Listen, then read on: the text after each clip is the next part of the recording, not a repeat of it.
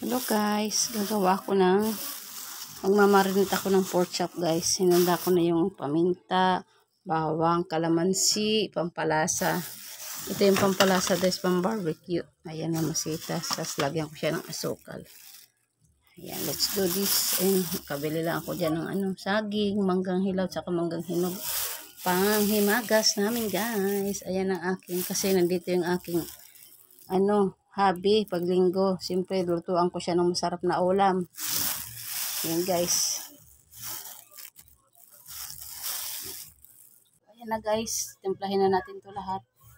Lagyan na natin itong bawang. Pagsama-samahin na natin yan. Itong paminta. And then kalamansi. And then itong mamasitas, all-purpose. Ilagyan natin pambabad niya para masarap guys. Ayan. Ayan. Tapos timplahan natin ng pampalasa.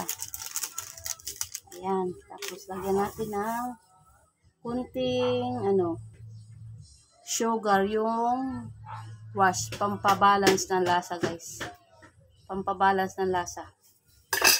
And then i-mix-mix lang natin para ma-incorporate ang kanyang mga lasa, panlasa niya. Yung mga sahog na nilagay natin dito. Para ma-incorporate silang lahat. Ayan natin. Bababad ko muna to siguro mga 10:30 na. Ay, oras ba? 11:30 na pala. Siguro mga 30 minutes bago ko lutuin to para lang siya mababad ng 30 minutes. Yes. Babad. Tikman niya natin kung anong lasa. Yan.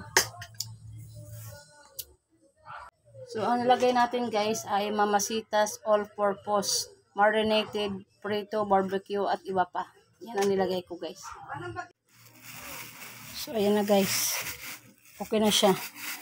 Babad ko muna siguro ito mga 30 minutes. Para mababad talaga yung niya. Tanghali na kasi ako na malingki guys.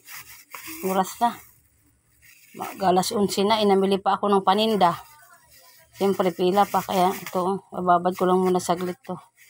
Para yung lasa niya. Ma-absorb niya yung mga pampalasa dyan. So, that's it for today guys. Ang aking mini vlog. Thank you for watching. Bye bye. Thank you. Happy Sunday everyone.